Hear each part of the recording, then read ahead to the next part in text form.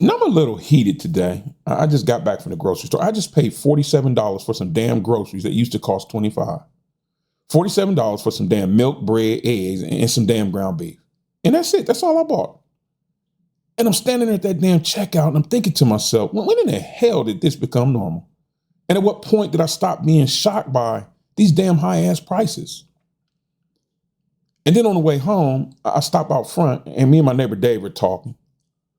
And we tend to disagree on damn near everything, especially politics. We can't even talk about the election without it getting heated. Funny thing though, you want to know what we both have in common? And that's we both worry a lot about getting sick. And we worry a lot about if we can't work, what happens to our family and who takes care of them? And then we were talking about some other things that come to find out we aren't as different as we thought. And you see, I came to believe that we're not really as divided as everyone being the media keeps saying we are. I think we're all just really exhausted.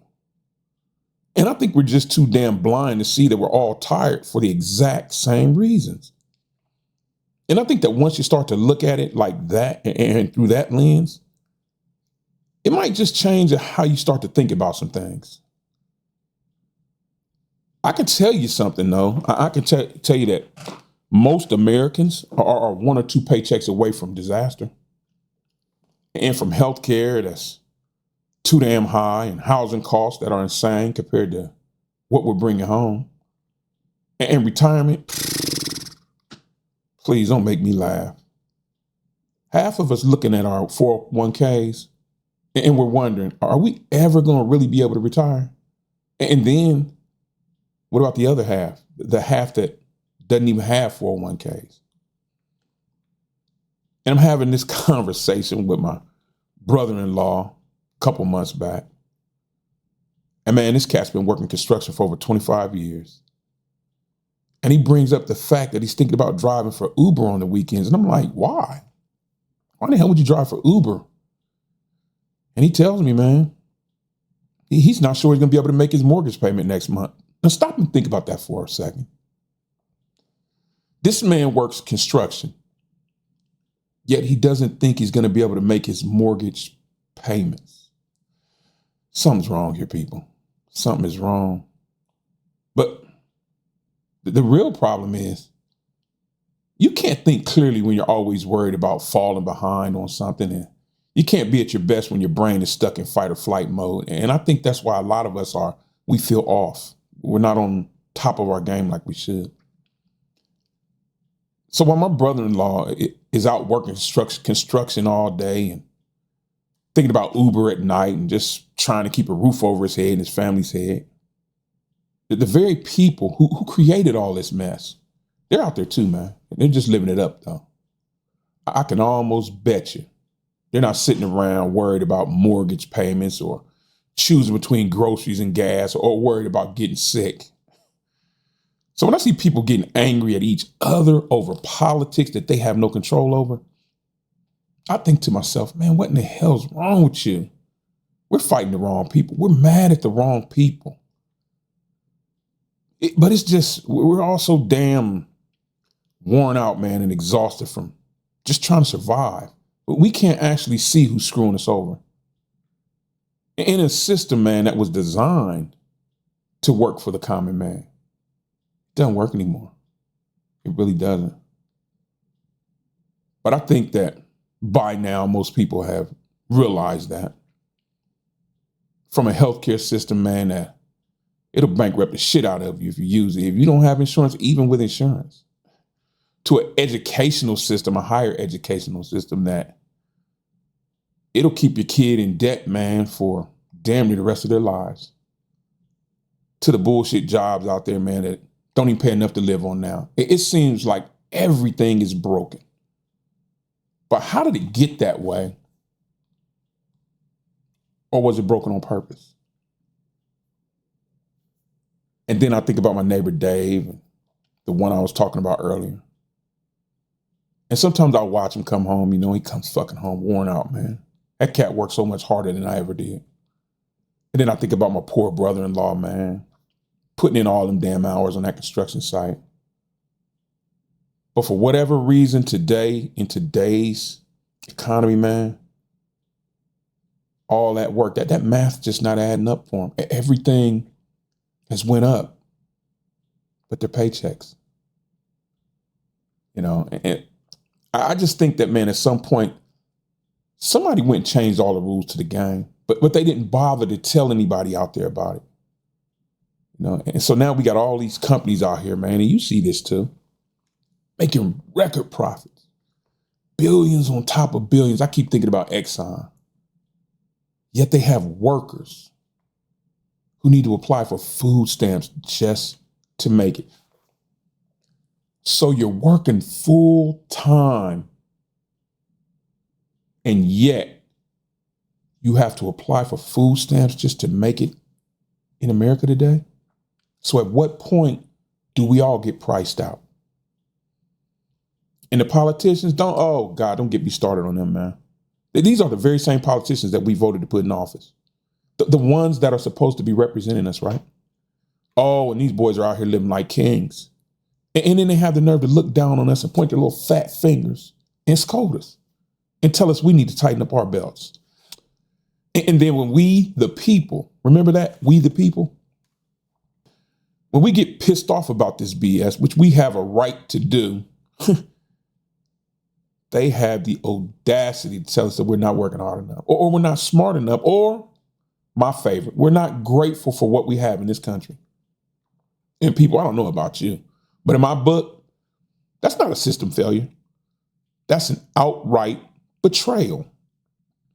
And then here we are. And we're always so damn exhausted from simply trying to survive and mad at each other. And they're out here making money off our anger. I'm not going to get on social media and all that. I'm going to leave that alone for another day. Because I caught myself the other day getting pissed off about something that I was reading on social media. Me and my wife, man, we were sitting on the couch. News was on, and she was telling me about her day. She was telling me about it because I wasn't listening, which I should have been doing. I should have been listening to my wife, but I wasn't. Instead, I'm reading some damn article on my phone. And I'm getting worked up. Oh, I'm getting shitty. I'm getting mad as hell. But for whatever reason, I caught myself, man, and I stopped and I thought, what in the hell are you getting mad for? This shit you're reading happened 3-4 states over. And in reality, when's the last time you actually read something on social media that made you feel hopeful? In reality, I didn't have an answer. I couldn't tell you the last time I read something on social media, man, that made me say, oh, God, maybe we'll make it. But that's what it's designed for, to make us angry, to keep us angry, man. But the thing about anger is it feels so good in the moment. I think it actually gives us a dopamine hit. I really do. It makes you feel like you're doing something, It makes you feel so productive, man. But in reality, it's not. It just serves to make you more tired, and if used often enough, more isolated. And in the meantime, we're angry and worn out. And the people that are causing all this damn anger, they're out here cashing in on it, man, making money off of it. All that money they're making from keeping us angry at each other's throats. And I'm willing to bet they're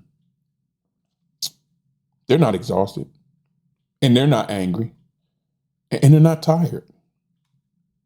They're just sitting out there, man, getting richer and richer while we're getting more and more worn out from fighting the very battles that don't actually solve a damn thing in our lives. I miss the old days, man. I really do. And I know I talk about them a lot, but I miss them. I remember when my pops got laid off, man, back in the 80s. I think I was like 13, 14. Funniest shit happened though, man. Next day after he got laid off, right? Hear a knock at the door, go answer it. 4 or 5 of his coworkers show up. All these bags of groceries, man. So my pop comes to the door and he's like, hey, fellas, what's this for? I'm not working and I can't pay you guys back. I'm standing right there by him and I'll never forget this as long as I live. They're like, man, no big deal. You're not some charity case. We look out for each other around here. It's just what we do. You know that. And that's how neighbors and neighborhoods were back then. They just looked out for one another. And that's a life's lesson, man, that I've carried with me from all that time. I'll never forget it.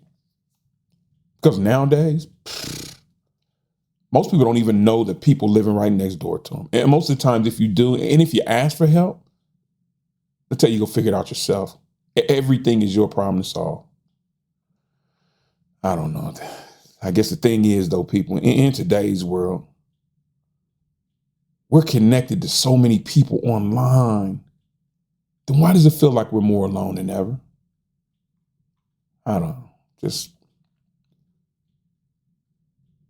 And I know a lot of you were too. I was born at a time when we were raised to be men, what they call real men. Suck it up, work hard, take care of your family. You know, that's probably what a lot of you guys out there, your pops taught you too. That was all part of that whole American dream thing. Remember that? Reality is, people, that dream doesn't work anymore. And we're burning ourselves out and working ourselves to death, pretending like it still does. And I don't know. I guess now we're just so isolated from each other. And when you're that isolated and you feel alone, and when you feel alone like that, it feels like you have to face every single battle alone. So everything feels more daunting and more threatening. And every problem feels bigger than it really is. And even every disagreement feels like a personal attack on you. Reality is, people, we're not meant to do this alone. We're just not built like that. That's what community was for. And I hate it's gone. And we need to keep our eyes on the prize. And when I say that, we need to realize that this isn't left versus right. That this isn't black versus white. And it's not young versus old either. The real division is between the people who profit from keeping us angry and tired and isolated and the rest of us. I mean, we're just out here trying to live decent lives and take care of the people we love. Think of a triangle. You got a lot of room at the bottom, very little room at the top. In our society, and this is true across the world, the people at the top make the decisions for everybody at the bottom. But the people at the top keep the people on the bottom on both sides fighting each other so we don't see what they're doing. We got to wake up. Got to wake up. They want us tired. They want us worn out and exhausted, so we stop asking questions. They want us divided, so we all forget that we're hurting for the exact same reasons. And you want to know what I think happened? I think we went and got so laser focused on fighting each other that we forgot who the real problem is, who the real enemy is. So I'll tell you what, maybe we try this instead. Instead of fighting each other so much, right? Maybe we should start asking some hard questions. Why are we so exhausted? And why are we so angry and isolated from each other? Who benefits from that? And maybe instead of picking sides, we should be trying to figure out who to actually battle and who's our real enemy. And while we're at it, while we're working on shit, while we're fixing problems, right? Why don't we find a way to rebuild those communities that we lost? And find a way to actually look at each other and talk to each other and be real with each other again. Because I can't speak for you people, but I can speak for me. I'm real tired of being tired. I'm tired of pretending like what's going on out here is normal, because it's not. And we all know it's not. And we can't allow it to become the new normal. And more than anything in this world, people, I'm tired of watching good people struggle while the very people who are causing all these damn problems get richer off that suffering. It's a win-win for them. So when does the common man start to win again? So what do you think? You tired too? Well, if you are, let me know about it down in the comments. Drop a little something down and let's talk about it. Let's start discussing this. And maybe, just maybe, we can start to figure this thing out together, people. Because in the end, we're not the enemy. We're not each other's enemy. But at any rate, people, take care of yourself and each other. And I will always say, especially now, take care of each other. Treat each other with a little more kindness and dignity and respect. We're all in this together. We're all going through the exact same shit. We may look different. We may act different. We may even believe different shit. But we're all in that same fucking boat. If we don't start doing something about it, that fucking ship's sinking.